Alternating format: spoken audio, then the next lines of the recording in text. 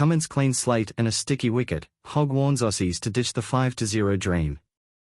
The summer of cricket is well and truly upon us, and even with the chaotic preamble, all those off-field dramas and the captaincy change, the hype for the Ashes is absolutely enormous.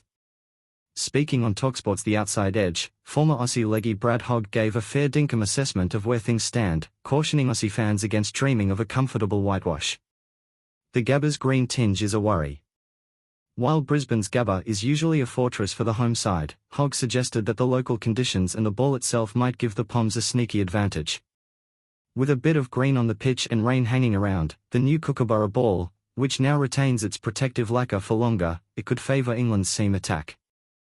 Hogg reckons this means the notorious swing lasts well beyond the early overs, playing into England's hands and ensuring the series will be a lot tighter than many predict. He's confident Australia still have the necessary players to win the first test, but he sees a real opening for England later in the campaign.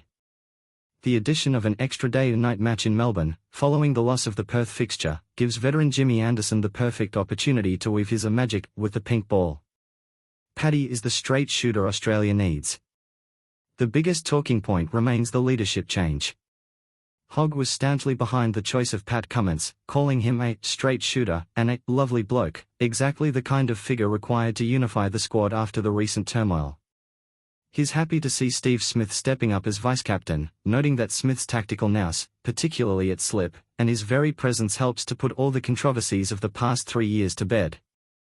It's a clean slate and a fresh direction for the baggy greens.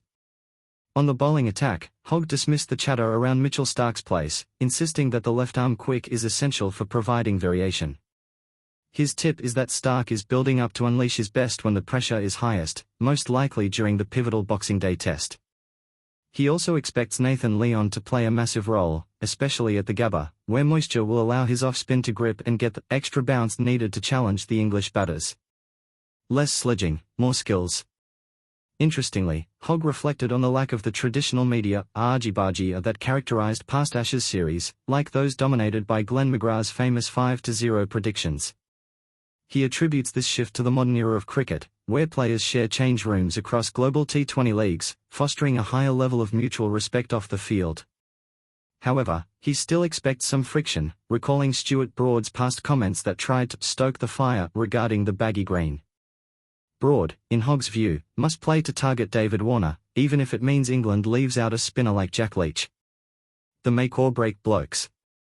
Finally, Hogg nominated a key player from each camp whose performance he believes will determine the series winner.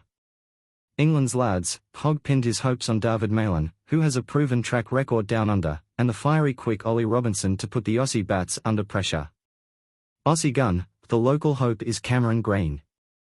Hogg maintains that the young all-rounder has the talent to become the premier of Flintoff-style player Australia desperately wants, but he needs to convert his promising starts into bigger scores and step up with the ball. In summary, the expectation isn't a crushing victory, but a genuinely close, nail-biting series. The Poms are in with a serious shout if they play their cards right, making for a fascinating summer of sport.